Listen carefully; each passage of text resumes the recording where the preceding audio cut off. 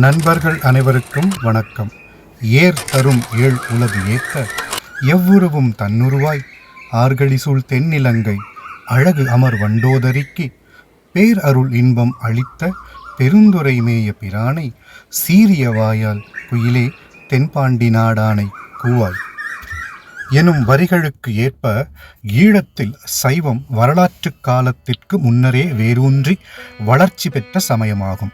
ஈழத்தில் இன்று நிலவும் ஏனைய சமயங்கள் இந்த நாட்டிற்கு வந்த காலத்தை வரையறுக்க இயலும்.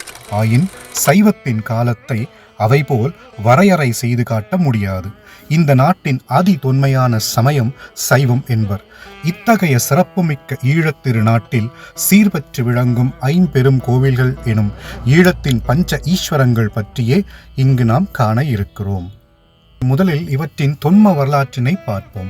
முற்காலத்தில் வங்கதேசத்து இலாட நாட்டை ஆண்ட சிங்கபாகு தன் மகன் விஜயனை நாடு கடத்த இவ்விஜயன் பல இடங்களும் சுற்றி இறுதியில் ஈழத்தின் கதிரமலையைச் சேர பின்னர் குடிகளை வசப்படுத்தி கொள்ளும் நோக்கினால் விஜயராஜன் சமய வழிபாட்டை குறித்து ஜனங்களுக்கு உரிமை கொடுத்தான். இருப்பினும் தன் சமய ஆச்சார ஒழுக்கத்தை தவறாமல் காத்துக்கொள்ளும் பொருட்டும் அரசாட்சியை ஆரம்பிக்கும் முன்னமே அரசாட்சிக்கு பாதுகாப்பாக 4 திக்கிலும் 4 சிவ ஆலயங்களை எழுப்பிக் கொண்டான். கீழ் திசைக்கு தம்பலகாமத்து கோணேசர் கோவிலை நிறுவினான். மேற்திசைக்கு மாத்தோட்டத்தின் பழுதுபட்டு கிடந்த திருக்கேதீஸ்வரர் ஆலயத்தை புதுப்பித்தான். தெற்திசைக்கு மாத்துறையில் சந்திரசேகேஸ்வர கோவிலை எழுப்பி வடதிசைக்கு கீரிமலை சாரலில் திருத்தம்பலை என்னும் பதியிலே திருத்தம்பலேஸ்வரன் திருத்தம்பலேஸ்வரி கோவில்களையும் அவைகளின் சமீபத்திலேயே கதிரையாண்டவர் கோவிலையும் கட்டுவித்தான் என்பர். இவையே பண்டைய சைவ நாட்பெரும் கோவில்கள் எனச் சிறப்புற்று விளங்கிற்று. பிந்தைய ஈழத்தின் கணக்கில் ஈஸ்வரம் என்னும் பெயரை தாங்கிய வண்ணம் ஈழத்தின் பஞ்ச ஈஸ்வரங்களாக சிறப்பு பெறுகின்றன. பஞ்ச ஈஸ்வரங்களாக கிழக்கே திருக்கோணேஸ்வரம், வடமேற்கே திருக்கேதீஸ்வரம், வடக்கே நகுலேஸ்வரம், மேற்கே முன்னீஸ்வரம், தெற்கே தோண்டேஸ்வரம் என்பன விளங்குகின்றன. அதில் திருக்கோணேஸ்வரம், திருக்கேதீஸ்வரம், நகுலேஸ்வரம், முன்னீஸ்வரம் என்னும் 4 ஈஸ்வரங்களுடன் 5வது ஈஸ்வரமாக எதனை கொள்வது என்பதில் சில கருத்து முரண்பாடுகள் காணப்படுகின்றன. இராமேஸ்வரத்தையும் இலங்கையின் பஞ்ச ஈஸ்வரங்களுடன் இணைத்து கூறுவதும் வரலாற்று மரபாக உள்ளது. இதனை விட வாரிவனேஸ்வரம், பொன்னம்பல வானேஸ்வரம், ஒட்டுசுட்டான் தாந்தோன்றீஸ்வரம், கொக்கட்டிச்சோலை தாந்தோன்றீஸ்வரம் என்பனவையும் எடுத்து கூறுவது நோக்கத்தக்கது. இலங்கையில் மக்கள் தோன்றிய காலத்திலேயே முன்னேஸ்வரம் தோன்றியது. படைப்பிற்குரிய தெய்வம் பிரம்மா படைக்கும் பொழுதே முன்னேஸ்வர கோவிலையும் படைத்தார் என்பது ஐதீகம். மேலும் முன்னேஸ்வரம் யாவற்றுக்கும் முந்தியது என்ற பொருளும் கூறப்படுகிறது.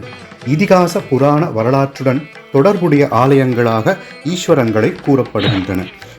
ராவண யுத்த காலத்திலேயே இக்கோயில்கள் இருந்துள்ளது எனவும் சிவபக்தனான இராவணனை கொன்றதால் இராமனை பிரம்மகத்தி தோஷம் தொடர்ந்தது என்றும் அதனை போக்க முன்னீஸ்வரத்தில் பொன்லிங்கமும், கோணேஸ்வரத்தில் ரத்னலிங்கமும், கேதீஸ்வரத்தில் வெள்ளி லிங்கமும் செய்து வழிபட்ட பின் பாரதத்தில் இராமேஸ்வரத்தில் மணலால் லிங்கமும் அமைத்து வழிபட்டு தன் தோஷத்தை போக்கிக் கொண்டார் என்பது புராண வரலாறு.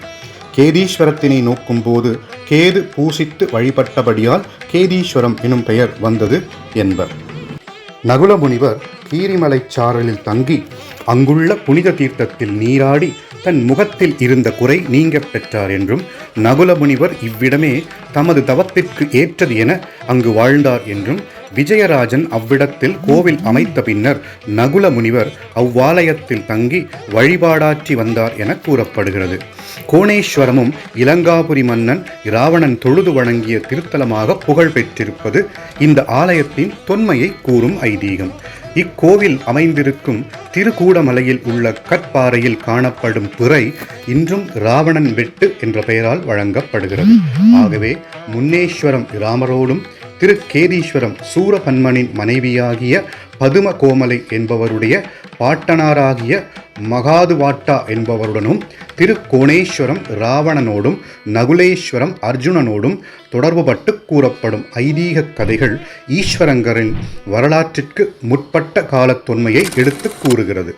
பல சிறப்புகளுடைய இவ்வாலயங்களை நாமும் போற்றி மனதாலோ மெய்யாலோ வாக்காலோ தொழுது எம்பெருமானின் அருளுக்கு பாத்திரமாவோம் ஆக.